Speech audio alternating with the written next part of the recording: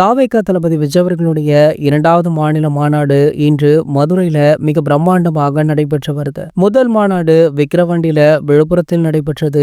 அந்த மாநாட்டை தாண்டி இந்த மாநாடு மிகப்பெரிய அளவுல நடத்தப்படும் அப்படின்னுமே பரபரப்பாக பேசப்பட்டது. அதனடுத்து பாத்தீங்கன்னா அதற்கான வேலைகள் கிட்டத்தட்ட ஒரு மாதமாக நடந்தது. தற்போது பாத்தீங்கன்னா இன்று இந்த மாநாடு மிக பிரம்மாண்டமாக நடந்துட்டு இருக்கு. இந்த மாநாட்டிற்கு லட்சக்கணக்கான ரசிகர்கள், தொண்டர்கள், பிரபலங்கள் அப்படின்னு பலருமே படையெடுத்து வந்திருக்காங்க.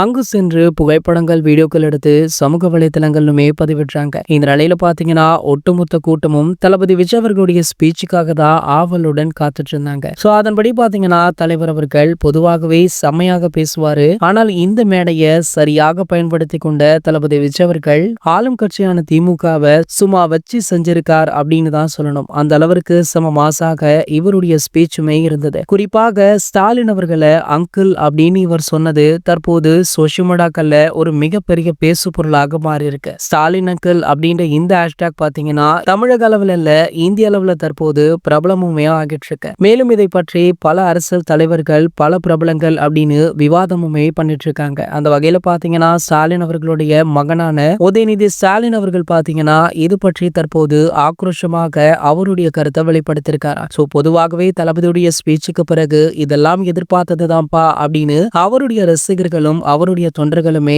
கூலாக இதனை ஹேண்டில் பண்ணிட்டும் இருக்காங்க. இது போன்ற செய்திகளை பற்றி நீங்க உடனே தெரிஞ்சுக்க நம்மளுடைய சினிமா டைம்ஸ் சேனலை மறக்காம சப்ஸ்கிரைப் பண்ணிக்கோங்க.